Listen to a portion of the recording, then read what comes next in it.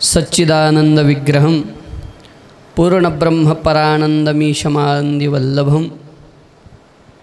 आजच्या या पवित्र प्रसंगी परमश्रद्धेय प्रातस्मरणीय सद्गुरु श्री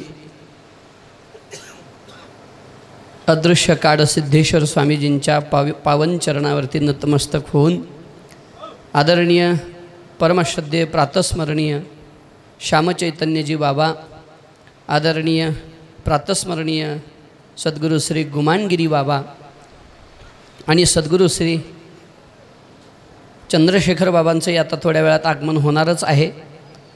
आपल्या गावात त्यांचं आगमन झालेलं आहे, येत आहेत महाराजजी। खऱ्या अर्थानं आजच्या या पवित्र प्रसंगी वैकुंठवासी परमश्रद्धेय हरिभक्तीपरायण शरणाप्पांना बोधने अर्थात अण्णा यांच्या प्रथम पुण्यस्मरणाच्या निमित्तानं संपन्न होत असलेला आपला हा उत्सव, खरं तर स्वामीजी शेत नाही, अत्यंत सामान्य परिवार, खूप म्हणजे चहा विकून परिवाराचं उदरभरण पूर्वीच्या काळामध्ये अण्णांनी केलं, पण संतांच्या सेवेत मात्र एकही क्षण संतांच्या सेवेशिवाय गेला नाही। असे हे वारकऱ्यावर निष्काम प्रेम करणारा हा परिवार। मारुतीबाबांनी तर हमेशा अण्णांचं सलगऱ्यात आले की अण्णाचं नाव मुखात महाराजांच्या असायचं म्हणजे असायचंच। तर अशा या साधू महापुरुषाचं एक पुण्यस्मरण या ठिकाणी होतं आहे आणि आपलं भाग्य आहे। मी काल कीर्तनातही बोललो की आज दोन प्रवाह एकत्रित आलेत।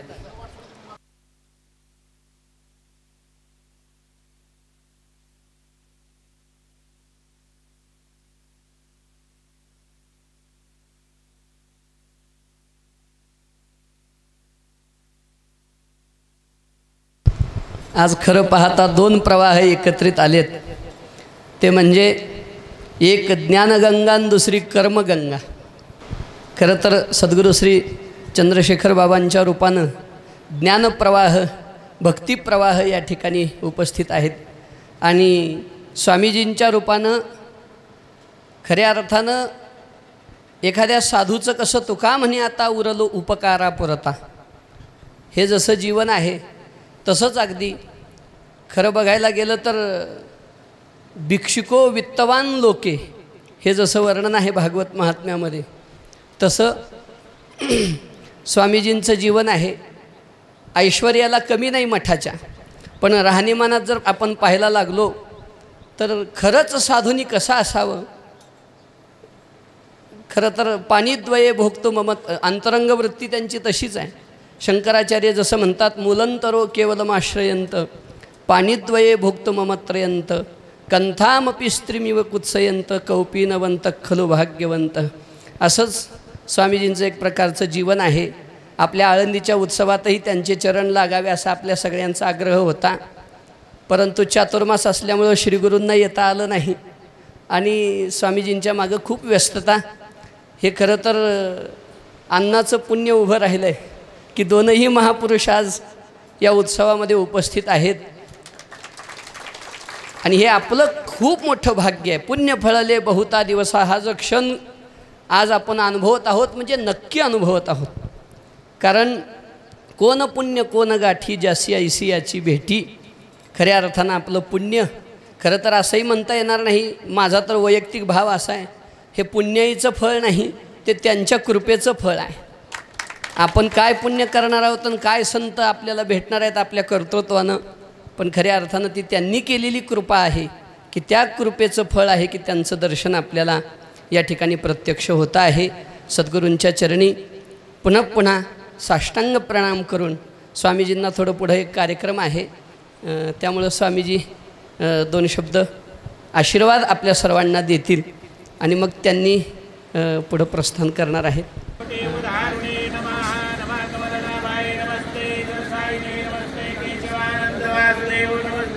नमो ब्रह्मण्य देवाय गो ब्राह्मण हिताय जगद्विताय कृष्णाय गोविंदाय नमो नमः। आकाशपतितं दोयमिदागच्छति सागरं सर्वदेव नमस्कारं केशवं प्रतिगच्छति।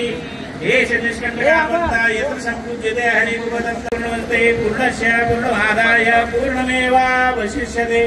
ओम शांति शांति। घरा आले कृपाळ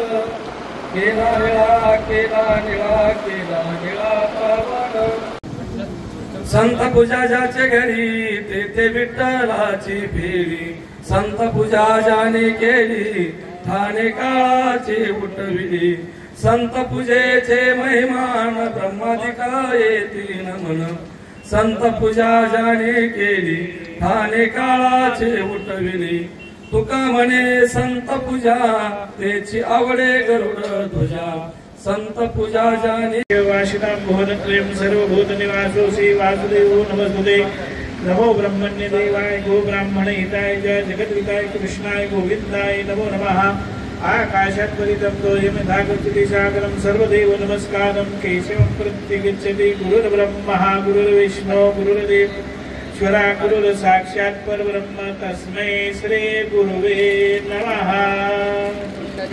वरदाहरि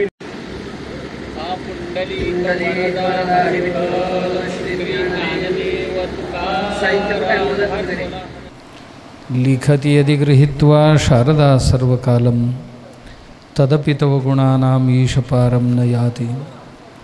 ओम शांति शांति शांति।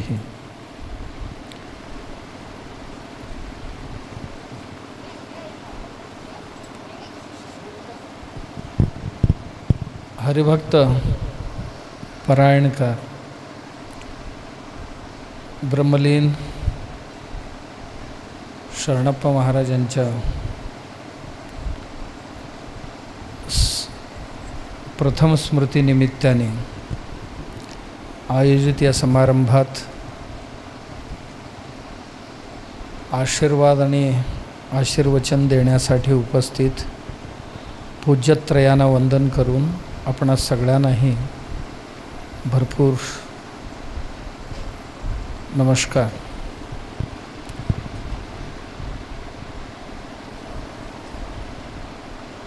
माणूस जीवनात कळत न कळत खूप काही करत असतो, भरपूर काही करत असतो। काही गोष्टी समजून उमजून करतो, काही गोष्टी न कळतच न जाणताच करत असतो आणि काही गोष्टी दुसरे कोणतरी करत आलेले म्हणून ते विधी पार पाडण्यासाठी करत असतो। पण काहीही करायचं झालं तर काही लोक आपलं ध्येय साध्य करण्याकरता काही तयारी करून मग त्या कार्याला लागतात आणि काही लोक काहीही तयारी न करता सुरुवात करतात, हाताला येईल तेवढा, जे हाताला लागेल ते घेऊन जेवढं होईल तेवढं करतात आणि कधी पूर्ण करतात, कधी अपूर्ण राहतं, होऊन जातं। तद्वतच आम्ही सर्व मंडळी इथे आलो आहे या अवनी तलावर साध्य करण्यासाठी आलो। काय साध्य करायचं काही लोकांना कळलं, काही लोकांना कळलं नाही, ते सुद्धा जसा हवेत तलवार फिरवावं तसं फिरवतच निघालेले आहे। ज्यांना कळलं, काही लोकांनी योग्य तयारी करून त्या कार्याला लागतात आणि काही लोक जे जेवढा प्राप्त परिस्थितीत देश काल परिस्थिती अनुसार जे जेवढं जमते तेवढं करत जात असतात। जसं की विद्यार्थी परीक्षा द्यायचं असेल तर त्याला तयारी करावं लागतं। एक व्यक्ती उद्योग कुठलं तरी करायचं म्हटलं तर त्याच्याकरता पूर्व तयारी त्याला करावं लागतो। एक नोकरदार नोकरी करायचं असेल तर त्या नोकरीसाठी लागणारी पूर्व तयारी त्याला करावं लागतो। तद्वतच शेतकरी होण्यासाठी किंवा शेतात माल पिकवण्यासाठी पूर्व तयारी म्हणून करावं लागते। जसं मशागती करण्याचं काम असेल, बी बियाण्यांची तयारी करायची असेल, अवजारांची तयारी करून घेणं आणि योग्य वेळी वेळ साधून बीज जमिनीत टाकणं, ही सर्व ही तयारीचेच भाग आहे। जसं या तयारीलाच आध्यात्मिक परिभाषेत तपश्चर्या असं म्हणतात। पाऊस पडण्यापूर्वी समुद्र तापणं, वाफ तयार होणं, वरती जाणं, ढग जमणं, थंड होणं आणि वाऱ्याच्या सहाय्याने देशभर इकडे तिकडे संचार करणं आणि ज्या त्या ठिकाणी पाऊस पडण्यापूर्वी जेवढी तयारी झालेली आहे त्या तयारीला तपश्चर्या असं म्हणतात. आपणही आपल्या जीवनात जे साध्य करायचं म्हणतो त्याच्याकरता आम्ही काय तयारी केली आहे का? निघालोय सगळे त्या रस्त्याने, फारच कमी लोक पोचतात. त्याचं कारण त्यांची तयारी नाही आहे. मनुष्याणाम सहस्रेषु कश्चिद् यतति सिद्धये यततामपि सिद्धानाम कश्चिन्माम वेत्ति तत्वतः. हजारो लोक निघाले, त्यातली फारच कमी माणसं जाऊन ध्येयापर्यंत पोचतात. का? तर आता आपण पाहिले याच कारणास्तव आम्ही जी मंडळी या ज्या प्रपंचात आलो आहे, प्रपंच साध्य करण्याकरता हो किंवा परमार्थ साध्य करण्याकरता हो, आमची तयारी काय आहे? आमची तयारी पहिली आपलं शरीर चांगलं ठेवणं, आपलं मन चांगलं ठेवणं आणि आपली बुद्धी शुद्ध करून घेणं, प्रबुद्ध करून घेणं, ही आमची तयारी लागतात. शरीरमाद्यम खलु धर्मसाधनम. आमचं शरीर, मन आणि बुद्धी यांची तयारी करून घेणं प्रपंचासाठी हीच लागते साधना आणि परमार्थासाठी तीच लागते. जर या शरीराची मी तयारी नाही करून घेतली, शरीराला मी सदृढ ठेवण्यात अयशस्वी झालो, तर माझं कुठलंही ध्येय साध्य होणं कठीण आहे. त्याचप्रमाणे अध्यात्मासाठी मग त्यानंतर एकदा शरीर, मन, बुद्धी ही भगवंतानी दिलेले, काहीही न मागता भगवंतानी दिलेले ही कृपा प्रसाद आहे आणि प्रसाद कधीही खराब होऊ द्यायचं नाही. कृपा करून दिलेले प्रसाद आहे शरीर. कर्नाटकात एक महात्मा होऊन गेले बसवेश्वर म्हणून. भगवंताला प्रसन्न करण्याकरता भगवंतानीच दिलेले कृपाप्रसाद म्हणजे ही काया. त्यालाच प्रसन्न करण्याकरता, त्याच्या साक्षात्काराकरता एक साधन म्हणून कृपा करून दिलेली ही एक शरीर, ही एक उत्तम साधन म्हणून दिली आणि ह्याचा वापर प्रसाद म्हणून दिलाय, तर प्रसादासारखाच ह्याचा वापर करायचा. प्रसाद आपण एवढीसुद्धा वाया जाणार नाही आणि ते स्वीकारताना त्याच्याबद्दल पवित्र भावना, प्रसाद स्वीकारताना की ही प्रसाद माझं कल्याण करणार, उद्धार करणार, ही भावना आणि तितकंच पवित्र ठिकाणी त्याला ठेवणं आणि त्याचा वापर करणं, ह्या सगळ्या गोष्टी आले प्रसाद म्हटल्यानंतर. प्रसाद म्हणजे तृप्ती. प्रसाद शब्दाचा अर्थ तृप्ती. शरीर, मन, बुद्धी असं ठेवायचं की आम्ही जे कार्य करू ना त्या कार्यात तृप्ती मिळवून देता येईल एवढी ते समर्थ राहतील, एवढी समर्थ राहतील. आणि ह्यांचा ही तयारी करून घेऊन यात काहीतरी अडथळा निर्माण झाल्यास कर्मजन्य आजार जे आहे ते 1%, 1% आहे.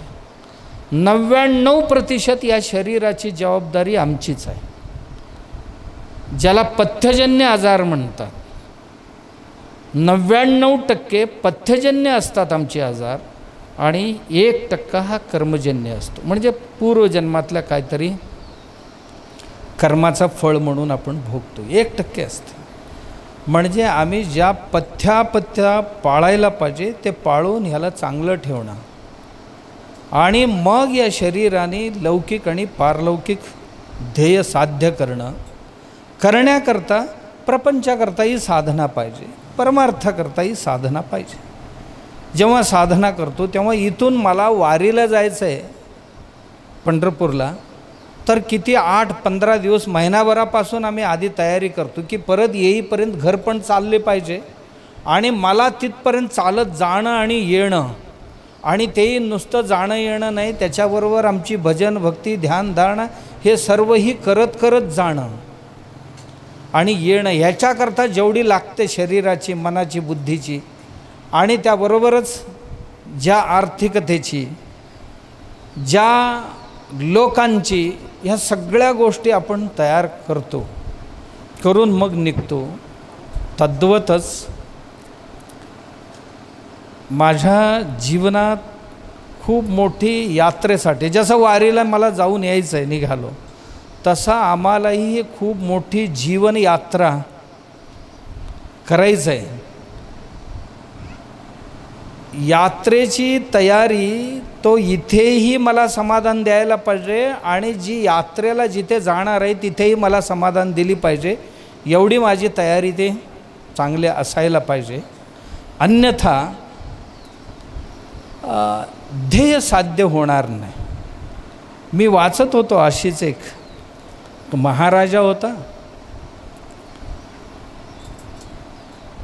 त्यांच्याकडे एक विदेशी प्रवासी आला. विदेशी प्रवासी आला. विदेशी प्रवासी आला, म्हणाला राजांच्या दर्शनासाठी खाली हाताने काय जायचं. एक पंखा आणला होता आपल्या देशात ना, उन्हाळ्याच्या दिवसात लागते ना पंखा. एक पंखा आणला होता, सुंदर होता, वैशिष्ट्यपूर्ण होता, विलक्षण पंखा होता. राजांना दिला आणि धन्य झालो म्हणाला. बस राजांना पोचवलं आणि तो निघून गेला.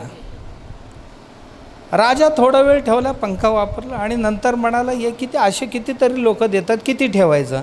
त्यांच्या जवळच एक माणूस खुशमस्करी करणारी जे म्हणतो किंवा वंदी मागद म्हणतात त्यांना संस्कृतमध्ये, स्तुतीपाठक मराठीत म्हणतात त्यांना. एक स्तुतीपाठक होता, त्याला बोलवले आणि पंखा त्याच्या हातात दिली आणि म्हणाले तुझ्यापेक्षा मूर्ख कोण भेटला तर त्याला हे देऊन टाक.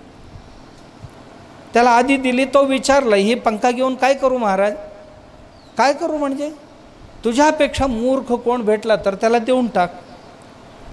स्तुतीपाठक हे मोठे विद्वान असतात, खूप मोठे विद्वत्तेशिवाय स्तुतीपाठ करता येत नाही. म्हणाला महाराजांनी मला मूर्खात काढले, मग माझ्या हातात हे दिले, तुझ्यापेक्षाही मूर्खाला दे म्हटले जर भेटला तर. म्हणायला लागलं त्याला. काही वर्ष गेले असेच. एके दिवशी राजा आजारी पडला आणि हा स्तुतीपाठक गेला. म्हणाला महाराज कसं वाटते आता.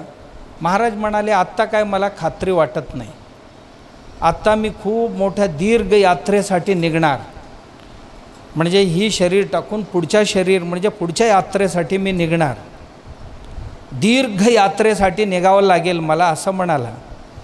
तेव्हा स्तुतीपाठक होता, म्हणाला महाराज काय तयारी वगैरे केलं आहे का त्याच्यासाठी. अरे करायचं म्हणत होतो पण मनात आलेले या संसाराच्या व्यापात काही करताच आला नाही. पटकन खिशातनं पंखा काढला, राजांना दिला.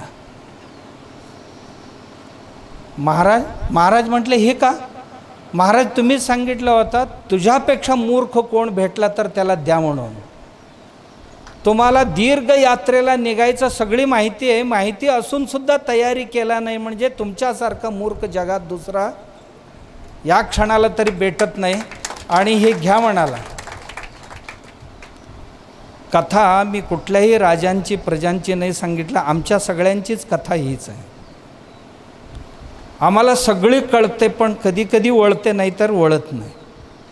आम्हाला आमच्या जीवनात काय तयारी करायला पाहिजे जाण्याकरता, की मी किती ध्यान केलं आणि किती अध्ययन केलं, मी किती सत्संग केले, मी किती दान परोपकार धर्म केला आणि मी किती जपजाप्य केलं, मी किती श्रवण मनन निधिध्यासन केलं, ही माझी तयारी आहे यात्रेची. या तयारी आम्ही किती लोक करतो आहोत. याशिवाय सुद्धा खूप काही तयारी करता येण्यासारखं यात किती करतो. जी माणसं केले ध्येयापर्यंत पोचले, जीवन सार्थक झालं त्यांचं.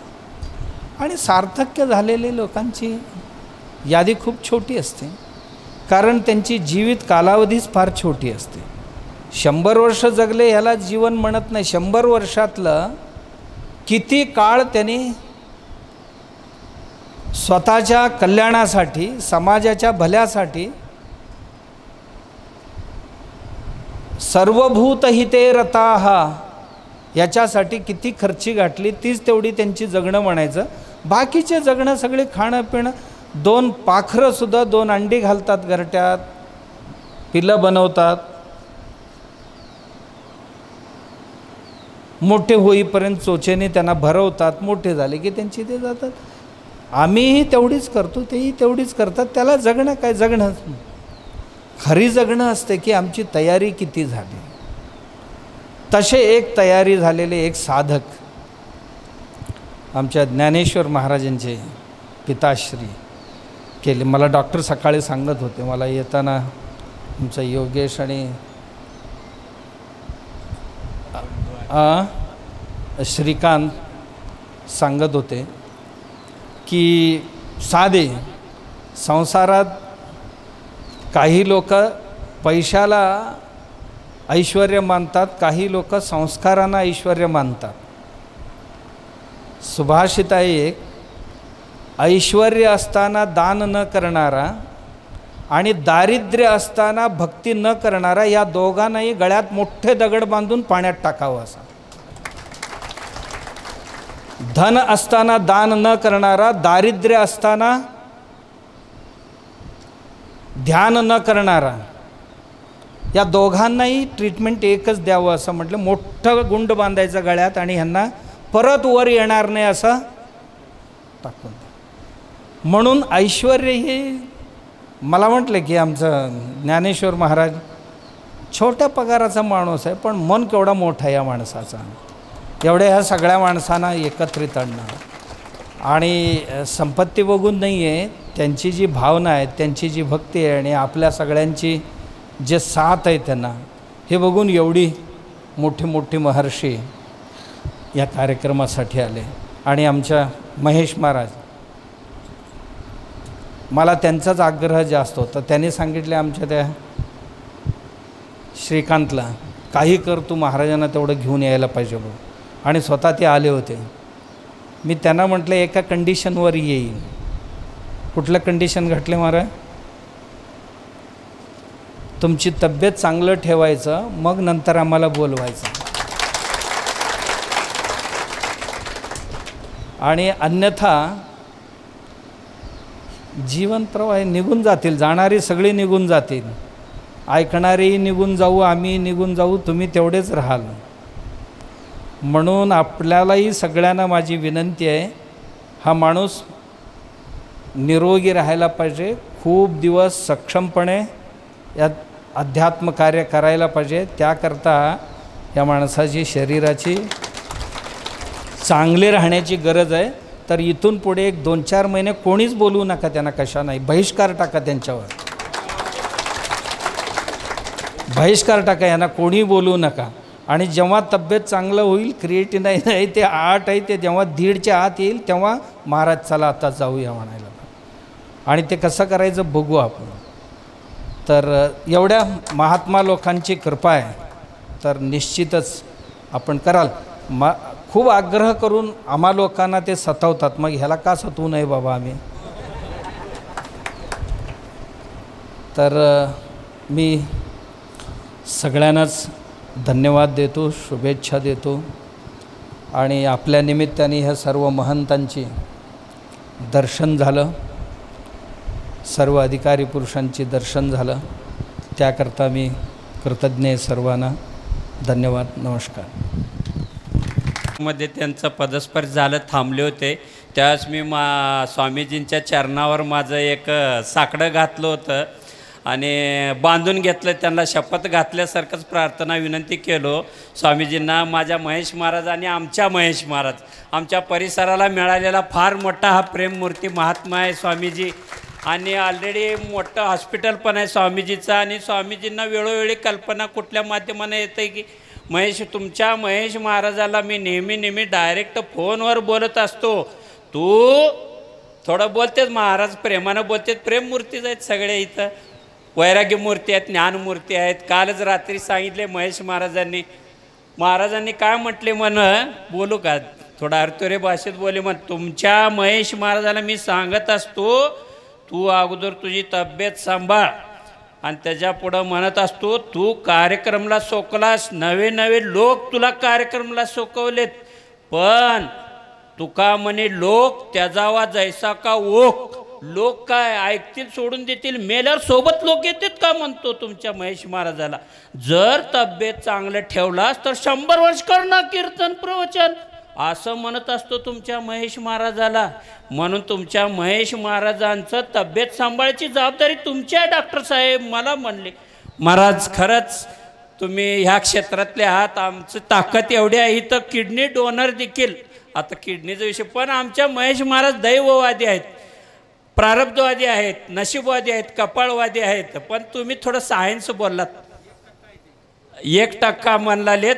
थोडं तब्येतीलाच जास्त महत्त्व देऊन महाराज श्रीने अंदूरमध्ये बोलले, महेश महाराज तो सांभाळायचं काम तुम्हा सर्व भाविक भक्त मंडळीचं, संत शिरोमणी मारुती महाराज मंडळींच्या सर्व श्रोते सज्जनांचं आहे. तर महेश महाराजांना बांधून घ्या, कार्यक्रम कमी करायला सांगा, रेस्ट जास्त घ्यायला लावा. काय गोष्टी आमच्या शरद पवारासारख्याला मी ट्रीटमेंट द्यायला लावलो असं म्हणले. आणि शरद पवारांचं कॅन्सर नीट करून दिलेत महास्वामीजींनी, काडसिद्धेश्वर महास्वामीजींनी. मग तुमच्या महेश महाराजाचं मी जर नाही नीट केलो तर मला स्वामीजीच म्हण नका म्हणले महाराजांनी. म्हणून स्वामीजी इकडचे जाय त्यांच्यासाठी नाही आहे, दुसऱ्या लोकांसाठी एक डॉक्टर तिथे जात होते 5-7 वर्ष, ते आता इथे सोलापूरला झाले, चांगले डॉक्टर आहेत. आणि पुन्हा आमच्या हॉस्पिटलला महाराजांना तेवढं उद्या घेऊन या कोणतरी, आले की मी पुरा केल्याशिवाय सोडत नाही. महेश महाराजांनी सर्व साधू संत महात्म्यांच्या साक्षीनं एक शब्द तुम्हा आम्हा सर्व त्यांच्यावर श्रद्धा असलेल्या भाविकांना एक शब्द द्यावं, ही महेश महाराजांच्या चरणी प्रार्थना घेतो. कीर्तनात बोलतो म्हणलाले ज्ञानपीठ देगलूरकर महाराज, संदीपान महाराज देखील थोडं महेश महाराजांना आग्रह करावेत, शब्द द्या महेश महाराज असं म्हणा. असं दैवादानं बोलले हासेगावकर महाराज सुद्धा, पण महेश महाराज शब्द बांधून घ्या ना स्वामीजी. हो का, घ्या शब्द. हो का, येतो जी. नाही नक्की कनेरी मठावर लवकरात लवकर येतात आम्ही. मंगलम गरुडध्वजा मंगलम पुंडरीकाक्षो मंगलायतनो हरिः. परमश्रद्धे प्रातस्मरणीय बोधणे महाराज यांच्या प्रथम पुण्यतिथीच्या निमित्ताने या ठिकाणी देवदुर्लभ अशा प्रकारचा सोहळा संपन्न झालेला आहे. आपल्याकडे कुंभमेळा म्हणतात. अनेक संत जेव्हा एकत्र येतात त्याला कुंभमेळा म्हणतात. मला असं वाटतं आज हा कुंभमेळाच आहे. पूज्य महाराज आहेत, महाराजांच्या नावाचा उल्लेख जरी नाही केला आणि काडसिद्धेश्वर महाराज हे त्यांचं थोडंसं वक्तव्य मला ऐकायला सद्भाग्याने मिळालं. आपण सर्व भगवान परमात्म्याचे अनन्य उपासक मंडळी आपणा सर्वांना कोटी कोटी वंदन करून माझ्या अंतःकरणातला सद्भाव प्रकट करण्याकरता हरिभक्तीपरायण बालकीर्तनकार म्हणू काय नाही म्हणतात, आता युवा कीर्तनकार, माझी बालकीर्तनकार आणि विद्यमान काळात युवा कीर्तनकार. एक माझ्या वडिलाची मिरासिगा देवा, तुझी चरण सेवा पांडुरंगा. जगद्गुरु तुकोबारांच्या उक्तीप्रमाणे महाराजांच्या जीवनाचा परिचय त्या पद्धतीचा आहे. एक विशेष काही गोष्टी मी नेहमी एक उदाहरण सांगत असतो. व्यापाऱ्यात 2 प्रकार असतात. काही व्यापाऱ्यांना बाजारपेठेमध्ये जाऊन माल खरीद करावा लागतो आणि काही व्यापारी असे भाग्यवान असतात घरी त्यांच्या माल येतो. आता तुम्ही कोणते आहेत ते तुम्ही तुमचं ओळखा. आम्हाला 4-4 वर्ष तपश्चर्या करावी लागली, पण यांना घरच्या घरीच अशा प्रकारचं ही अवस्था. बाळपणीच सर्वज्ञता वरी तयाचे असं म्हणण्याप्रमाणे कीर्तनाच्या माध्यमातून आपल्या आजोबाची खूप अशा प्रकारची शुद्ध परंपरा ज्यांनी सांभाळत आहेत आणि ज्यांच्या फळावर ज्यांचं पुण्यस्मरण, प्रथम पुण्यस्मरण अर्थात त्या निमित्ताने आज साधू संतांना एकत्र त्याने करण्याचा हा खूप चांगला अशा प्रकारचा प्रयत्न केला. परमपूज्य परमवंदनीय वेदशास्त्र संपन्न देगलूरकर घराण्यातलं एक महान रत्न शेखर महाराज यांची काल्याची सेवा आजच्या या प्रसंगामध्ये आहे. बाबांचा नामोल्लेख करणं मला पूज्य श्यामचैतन्य महाराज स्वामीजी आणि हनुमानगिरी महाराज बाबाजी या मंडळींना आपण जे बोलता हो नाही बिडबाड तो का म्हणे सानात हो असं वक्ता निर्भीड असला पाहिजे. त्या पद्धतीप्रमाणे भीडबाड तशा प्रकारचं यांचं बोलणं आहे. आपणा सर्वांना वंदन करून मी या पद्धतीनं महाराजांच्या या हरिभजने हे धवळीली जग हे करत असताना व्यवस्था म्हणून चोपदाराची गरज पडत असते आणि त्या माध्यमातून ज्यांनी आयुष्यभर महाराजांच्या फळावर ही सेवा चालवली त्यांच्या बाबतीतलं प्रथम पुण्यस्मरण या दृष्टिकोनातून आपण या ठिकाणी उपस्थित आल्यानंतर अचानक मला एक गोष्ट कळाली की महाराजांना काही आजार आहे. काहीच काळजी करू नका महाराज, काहीच काळजी करू नका. भगवंताची कृपा असल्यानंतर वृंदावनला प्रेमानंद स्वामी महाराज आहेत. 20 वर्षापासून त्यांच्या दोन्ही किडन्या फेल आहेत, परंतु काही अशा प्रकारचं 20 वर्षापासून दोन्ही किडन्या फेल आहेत. किती दिवस झाले याला? 1 वर्ष. तो तेव्हा अजिबात काही काळजी करू नका. महाराजांनी मार्ग शोधला, माझ्याकडे देखील एक मार्ग आहे. निश्चित अशा प्रकारच्या तुमच्या बाबतीतला आजार दूर होईल अशा प्रकारचं माझी सद्भावना या ठिकाणी प्रगट करतो. आणि ऐन वेळेला मला या बाबतीमध्ये 2 शब्द बोलण्याकरता आपण प्रवृत्त केलं. तेव्हा या बाबतीमध्ये ज्या घराण्याने एवढी मोठी अशा प्रकारची सेवा केली, माऊली असतील, त्यांची परंपरा असेल की त्यांच्या सहवासातले आपण एका साह्य करू अवघे धरू सुपंथ या न्यायाने आपण सर्व वारकरी संप्रदायातली मंडळी आहोत आणि या मार्गाने चालणारे आहोत. या दृष्टिकोनातून आपली मार्गक्रमणा उत्तरोत्तर प्रगतीपथावर जात राहो. भगवान पांडुरंग परमात्म्याच्या चरणापर्यंत पोहोचो अशा प्रकारचा सद्भाव अंतःकरणातला प्रगट करून ओम सहना ववतु सहनो भुनक्तु सहवीर्यंकरवा वहै तेजस्विनावधीतमस्तु मा विद्विषावहै. ओम शांति शांति शांति. जय ज्ञानोबाराय, जय तुकोबाराय.